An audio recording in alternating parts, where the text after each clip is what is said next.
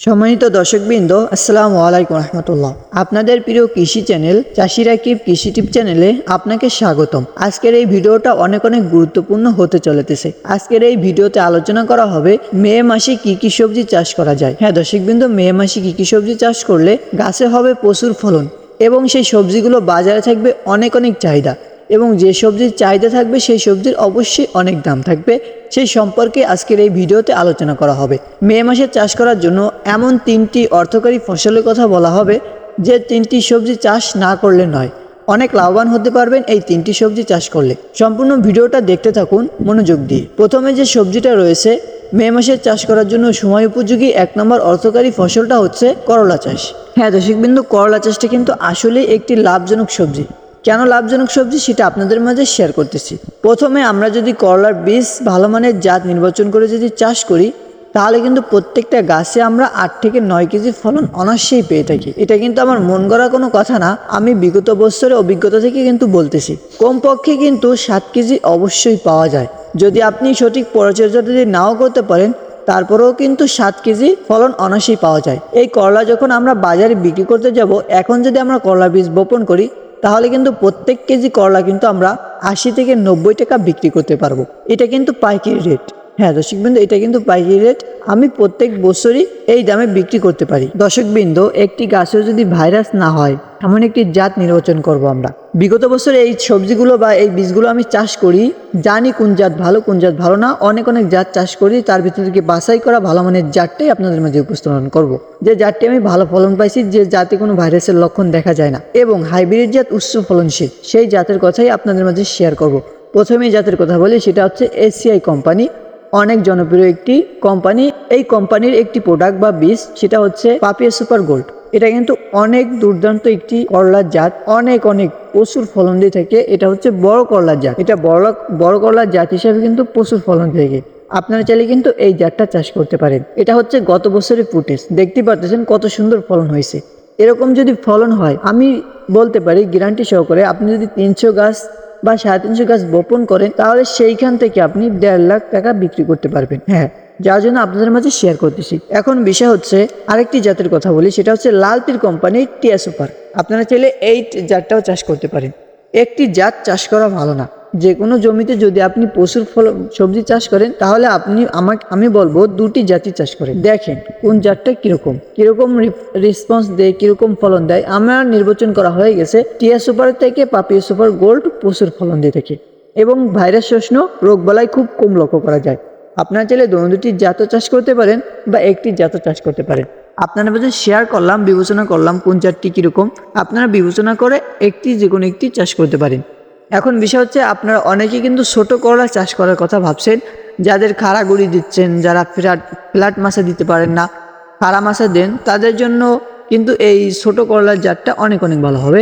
তারা ছোট করলার যে জাতগুলো আছে, ছোট জাতের যে করলাগুলো আছে, এটা চাষ করলে অনেক ভালো হবে।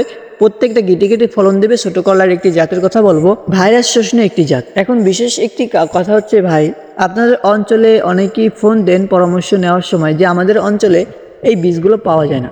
যদি আপনাদের অঞ্চলে না পাওয়া যায়, তাহলে আমার সাথে যোগাযোগ করতে পারেন। বাংলাদেশের যে কোনো প্রান্তে ক্যাশ অন ডেলিভারি মাধ্যমে দেওয়া যাবে, কোনো সমস্যা নেই। এখন বিষয় হচ্ছে ছোট করলার যে জাতটা, সেটা হচ্ছে আলিশা করলার জাত, মালিক সিড কোম্পানি আলিশা। এই করলার জাতটা কিন্তু প্রচুর জনপ্রিয় এবং প্রচুর ফলন দিয়ে থাকে। আপনারা চাইলে কিন্তু এই জাতটা চাষ করতে পারেন। কত ফিট দূরত্ব চাষ করবেন এবং কিভাবে চাষ করবেন বিস্তারিত জানতে চাইলে অবশ্যই কল করে জিজ্ঞেস করতে পারবেন। স্ক্রিনে যে নাম্বার দিয়ে দিলাম। মে মাসে চাষ করার জন্য 2 নম্বর অর্থকারী ফসলটা হচ্ছে শশা চাষ। হ্যাঁ দর্শকবৃন্দ, শশা চাষ অনেক লাভজনক একটি সবজি। হ্যাঁ দর্শকবৃন্দ, আপনারা চাইলে কিন্তু এই শশা চাষটাও করতে পারেন। প্রত্যেকটা গাছে দেবে 5 কেজি ফলন এবং গাছে কোনো ভাইরাসের লক্ষণ দেখা যাবে না। সুন্দরভাবে কিন্তু এখন এই রোদ্রে টিকে থাকবে বা খরায়ও বা বৃষ্টিতেও কিন্তু টিকে যাবে, কোনো সমস্যা নাই। আমার নির্বাচনে একটি জাতের কথা বলবো, বেশি কথা বাড়াবো না, সেটা হচ্ছে স্মার্ট বয়। আপনারা চাইলে কিন্তু স্মার্ট বয় শশার জাতটা চাষ করতে পারেন। এটা কিন্তু প্রচুর ফলন দিয়ে থাকে। দেখতে পাচ্ছেন কত সুন্দর ফলন দিছে। ও মাই গড, এরকম যদি ফলন দেয় আমরা তো লাকি বাম্পার, তাই না? এটা কিন্তু আমার জমি, প্রচুর ফলন দিয়ে থেকে। আপনারা চাইলে কিন্তু এই জাতটাও চাষ করতে পারেন। আরেকটি জাত আছে, সেটা হচ্ছে ময়নামতি শশার জাত। আপনারা চাইলে কিন্তু এই জাতটাও চাষ করতে পারেন। এই জাতটাও কিন্তু প্রচুর ফলন দিয়ে থাকে। আপনারা ফোন কল দিবেন, কোন জাতটা সব থেকে ভালো হয় সেটাও আপনাদের মাঝে শেয়ার করবো। দুটো জাতই ভালো, আপনার চাইলে যদি বেশি পরিমাণে চাষ করেন তাহলে দুটো জাতই চাষ করতে পারেন, কারণ একটি জাত চাষ করা বোকামি হবে। কারণ আমরা কিন্তু বীজ উৎপাদন করি না, আমরা বীজ কিনবো কোথা থেকে? কোম্পানি থেকে বীজ কিনবো, তখন এই বছর ভালো ছিল ফিরে বছর ভালো হবে এরকম কোনো গ্যারান্টি দেওয়া যায় না। তো অবশ্যই দুটি করলার জাত চাষ করা আমার পক্ষে ভালো, বা যে কোনো সবজির জাত চাষ করা আমার পক্ষে ভালো। লাস্টের যে সবজির কথা বলা হবে সেটা হচ্ছে মে মাসে চাষ করার জন্য সময় উপযোগী 3 নম্বর অর্থকারী ফসলটা হচ্ছে দর্শকবৃন্দ বরবটি চাষ। হ্যাঁ দর্শকবৃন্দ, অনেক অনেক লাভজনক, একদম কম খরচে, সীমিত খরচে, শুধু ঘুরে দিলে এবং প্রথম দিকে কিছু সার দিলেই সুন্দরভাবে গাছটা বেড়ে উঠবে এবং গাছে হবে প্রচুর প্রচুর ফলন। এটা গ্যারান্টি সহকারে বলতে পারি। গাছে কোনো রোগ বালাই লক্ষ্য করা যাবে না, ফুল পড়া যে সমস্যাটা এটা কিন্তু একদমই লক্ষ্য করা যাবে না। হ্যাঁ দর্শকবৃন্দ, এখন যদি চাষ করেন তাহলে ফুল পড়া যে সমস্যাটা এটা কিন্তু একদমই লক্ষ্য করা যাবে না। আপনারা চাইলে কিন্তু এখন বরবটি চাষ করতে পারেন। বরবটির বীজ বপন করা এবং ফল হারভেস্ট করা অবধি শুধু বীজের টাকাই আমার মনে হয় লাগে, এবং 2-1 বার সার ব্যবহার করলে হয়। কোনো রোগবালাই লক্ষ্য করা যায় না, সুন্দরভাবে ডগা ছোটে এবং সুন্দরভাবে বেড়ে ওঠে, কম খরচে অনেক লাভ। আপনারা চাইলে এই জাতটাও চাষ করতে পারেন।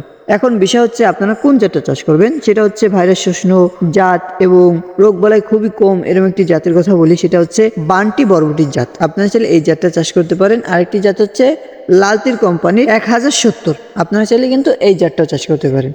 এছাড়াও আরো বিভিন্ন ধরনের সবজি অনেকেই চাষ করতে চান। কোন সবজি চাষ করতে চান আপনি, সেই ধরনের বীজ আমার কাছে পাওয়া যাবে। যে কোনো পরামর্শের জন্য ফোন দিতে পারবেন, কোনো সমস্যা নাই। আমি একজন কৃষক, তার পাশাপাশি বীজ বিক্রি করি। এখন এই হচ্ছে আজকের ভিডিও। পরবর্তী একটি ভিডিও দেওয়া হবে, হয়তো আপনাদের উপকার হবে। আপনারা যদি চান তাহলে চ্যানেলটি সাবস্ক্রাইব করে রাখতে পারেন। তো এই ছিল আজকের ভিডিও। ভালো থাকেন, সুস্থ থাকেন। আসসালামু আলাইকুম রহমতুল্লাহ।